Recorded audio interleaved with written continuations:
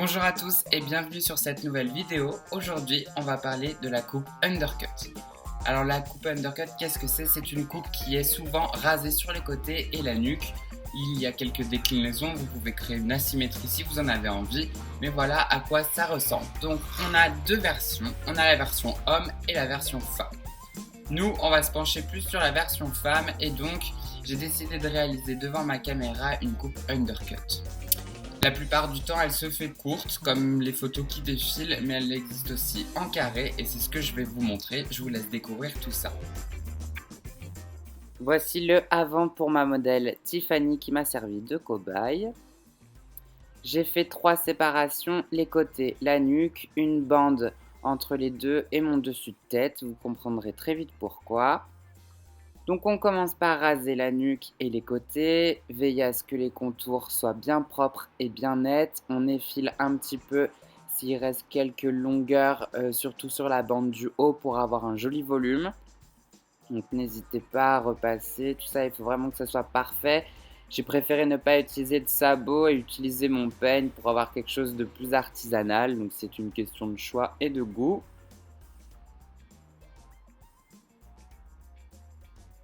Une fois que tout ça est terminé, j'ai donc pris ma deuxième séparation qui va donc être le carré pour pouvoir cacher l'undercut.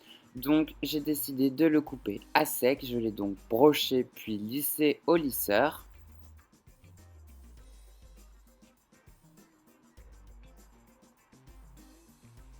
Comme d'habitude, j'utilise mon GHD, un petit peigne, on prend son temps, on passe les plaques doucement, sûrement, ça marche beaucoup mieux.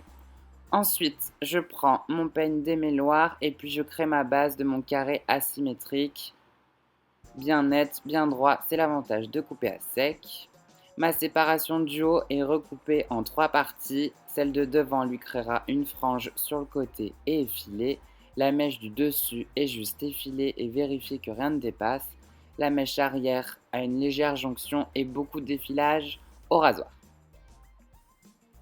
Voilà, il me reste plus qu'à sécher ma mèche du haut, on lisse un coup, on broche la frange et le tour est joué.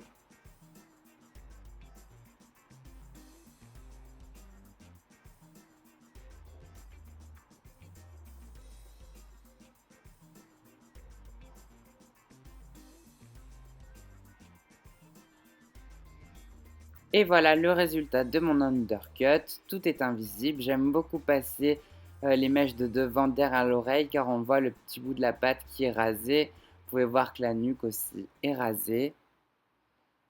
C'est très sympa. Ça demande pas mal d'entretien. C'est bien toutes les 3 semaines, mais c'est très tendance pour ce printemps-été. Alors à vous de jouer.